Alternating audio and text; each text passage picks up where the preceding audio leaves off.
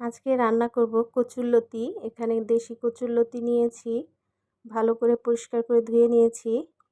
আর নিয়েছি নারিকেল কুড়া, চিংড়ি মাছ।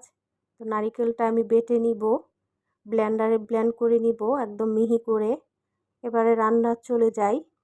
এই রান্নাটা আমাদের আঞ্চলিক রান্না এবং খুব জনপ্রিয়।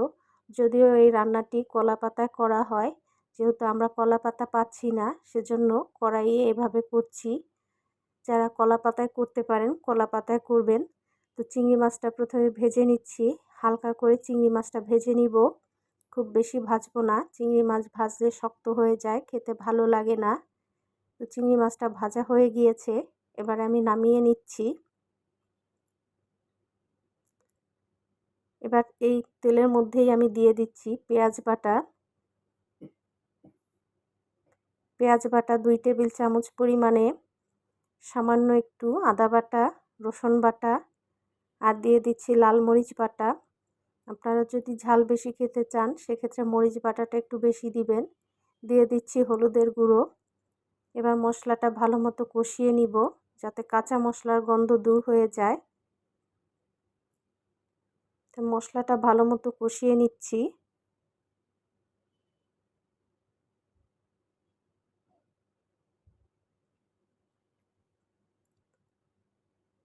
মশলা ভালো মতো কষানো পর্যন্ত অপেক্ষা করছি।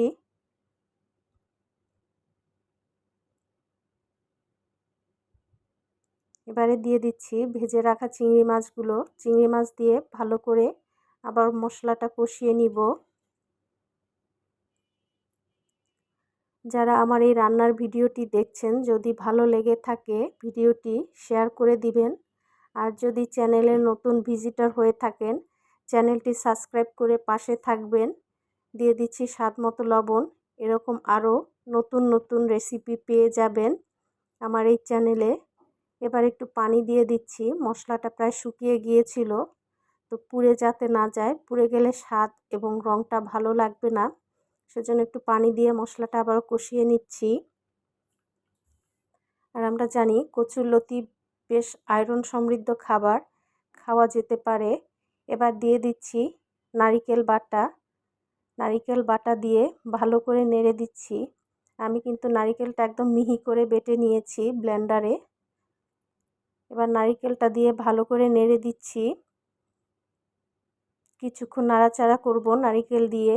যখন তেলটা বের হয়ে আসবে তখন আমি কচুরলতিটা দিয়ে দিব এর মধ্যে।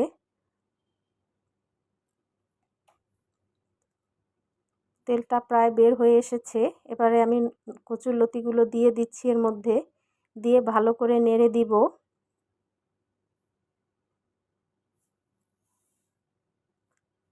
ভালো করে নেড়ে দিচ্ছি।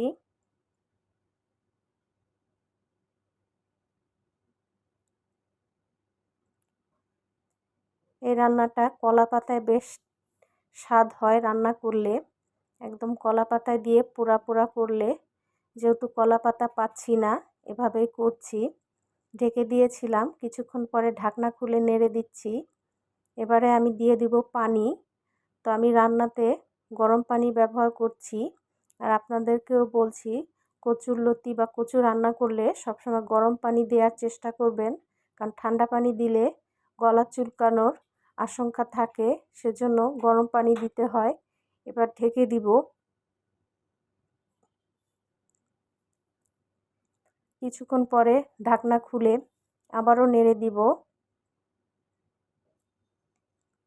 এবার পানিটা একদম শুকিয়ে ফেলবো। তো ঢেকে দিচ্ছি।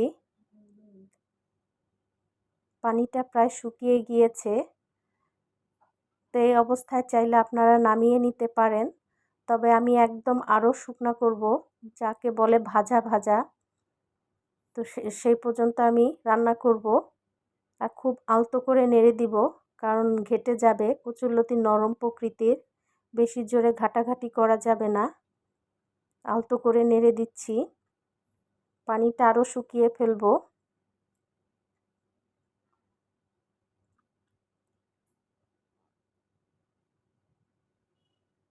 পানিটা প্রায় শুকিয়ে এসেছে। তেলটা যখন বের হয়ে যাবে তখন বুঝতে হবে রান্না হয়ে গিয়েছে। আলতো করে নেড়ে দিচ্ছি। দেখুন তেলটা বের হয়ে গিয়েছে। এবারে নামিয়ে নিচ্ছি। তো রান্না হয়ে গেল কচুরলতি, চিংড়ি মাছ এবং নারিকেল বাটা দিয়ে রান্না। কেমন লাগলো রেসিপি অবশ্যই জানাবেন। ধন্যবাদ সবাইকে। ভালো থাকবেন।